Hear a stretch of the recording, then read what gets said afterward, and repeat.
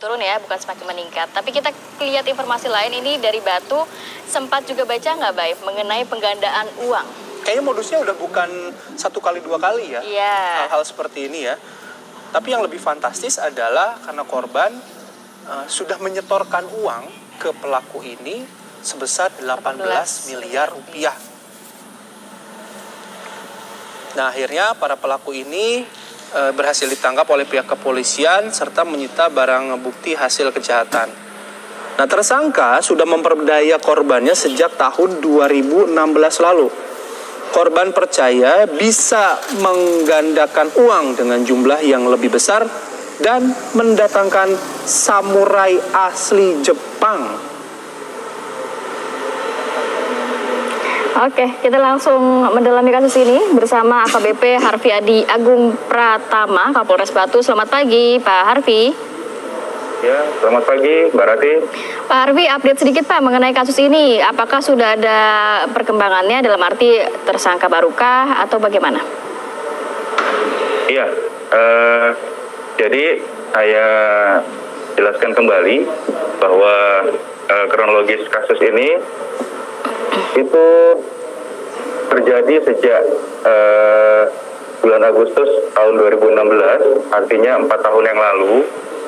Namun baru dilaporkan pada tanggal 22 September 2020 kemarin. Nah, dalam hal ini selama kurun waktu 4 tahun, korban seorang perempuan berinisial S, usia 65 tahun, domisili di Kecamatan Pujon, Kabupaten Malang, oleh tetangganya satu kampung atas nama AH, yaitu sebagai tersangka saat ini. Kebetulan korban termasuk penyuka barang-barang antik. Ya, korban kebetulan seorang pedagang atau pengusaha sayuran yang mengirim sayur dari Kecamatan Pujon ke luar provinsi. Kebetulan pada saat pertama kejadian, korban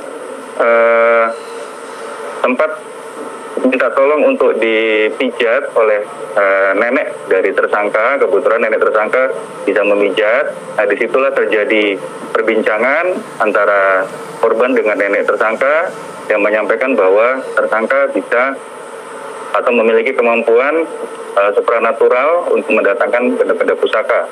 Nah, kemudian dari situ korban merasa tertarik, kemudian berkomunikasi dengan tersangka, dan memang oleh tersangka dijanjikan akan apabila korban memberikan mahar atau sesajen dalam bentuk uang, dijanjikan dalam tahun 2021 bulan Maret itu sejumlah ritual yang dilaksanakan tersangka akan mendatangkan benda pusaka berupa samurai asli dari Jepang secara gaib, yang apabila nantinya dijual, barang itu bisa bernilai antara 500 miliar sampai dengan 1 triliun rupiah. Nah, karena iming-iming tersebut, akhirnya korban tertarik.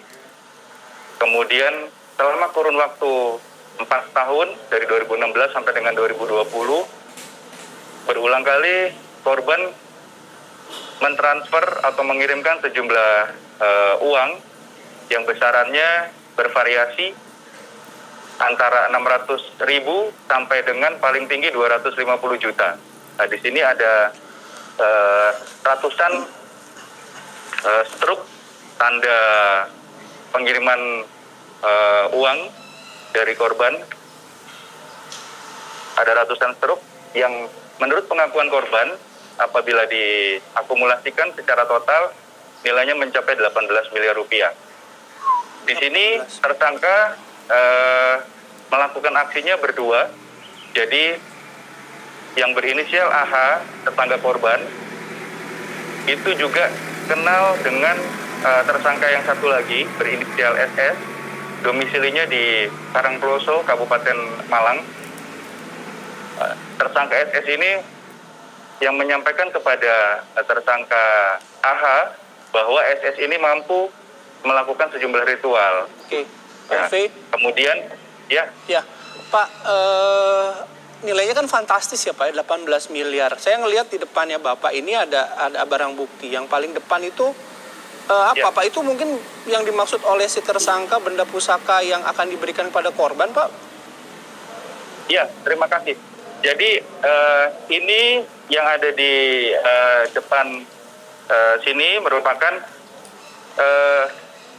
beberapa barang bukti yang berhasil kita sita dari kediaman kedua tersangka. Menurut pengakuan tersangka, ini adalah benda-benda pusaka tetapi palsu. Ya, menurut pengakuan tersangka ini benda-benda pusaka yang palsu yang sengaja ditunjukkan kepada tersangka kepada korban untuk membuat korban merasa tertarik. Ya, jadi untuk meyakinkan korban, di sini ada jenglot juga. Saya tanya jenglotnya, ini jenglotnya palsu. Kemudian di sini juga korban ulangi tersangka juga menunjukkan keris. Ini keris dengan ukuran yang cukup besar dan juga ada beberapa lainnya dengan berbagai ukuran. Kemudian juga salah satu korban salah satu tersangka menunjukkan kepada korban bahwa dia berhasil mendatangkan batu mutiara dalam bongkah yang besar secara gaib dengan ritualnya. Tapi ini palsu. Ini semuanya palsu. Nah, palsu itu kalau dari keterangan tersangka dia dapatnya dari mana, Pak? Dari keterangan tersangka dia juga beli. Jadi uang yang ditransfer oleh korban itu sebagian oleh tersangka digunakan untuk membeli barang-barang ini supaya lebih memastikan korban. Biar korban yakin ya. Biar korban yakin. Pak Harfi. Dan juga ada beberapa ritual yang dilakukan tersangka yang ditunjukkan kepada korban. Ini beberapa di antaranya. Apa itu, Pak? Apa itu, Pak? Iya.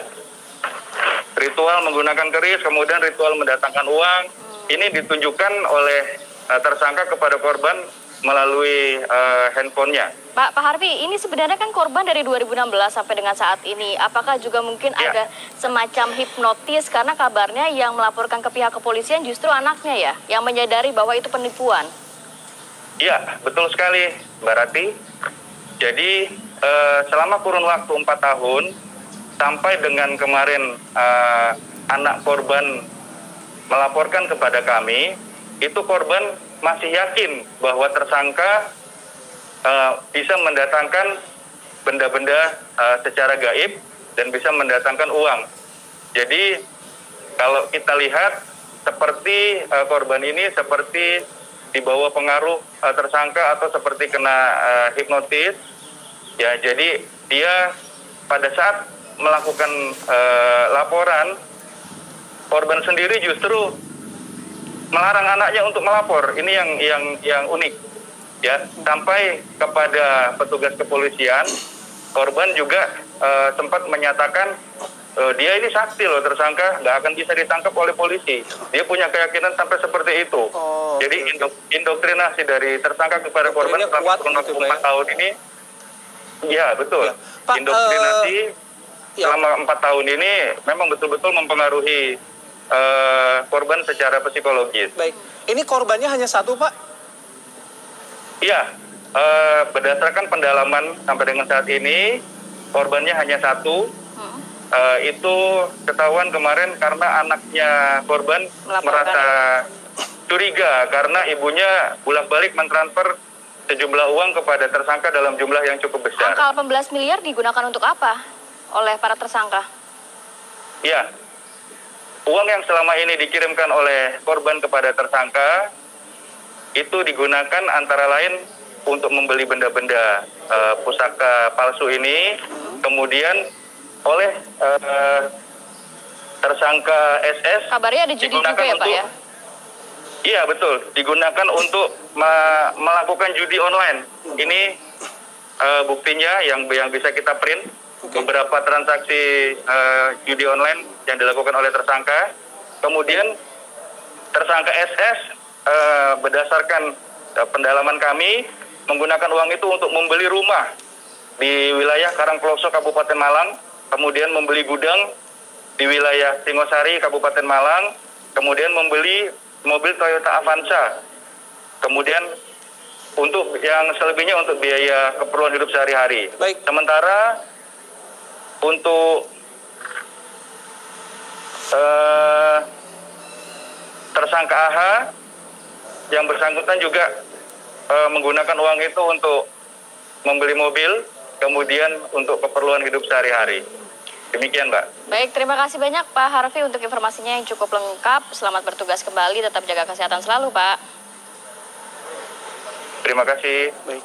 18 miliar kalau benda pusaka, saya mungkin akan cari benda pusaka anti corona. Tapi benda pusakanya bisa dijual 500 miliar, Bayu. Katanya ya, datang siapa mau secara beli? gaib ya nanti Maret 2021. Oke, hati-hati kalau misalnya ada yang menawarkan hal-hal seperti itu karena kemungkinan besar merupakan penipuan seperti yang dialami oleh warga Batu tadi ya. Benar sekali. Hati-hati juga untuk pemirsa yang beraktivitas di luar, tetap mengedepankan protokol kesehatan jangan sampai terkena atau terkena virus corona ya. Karena saat ini kondisinya adalah rumah sakit maupun ICU sudah kewalahan, sudah sulit juga menampung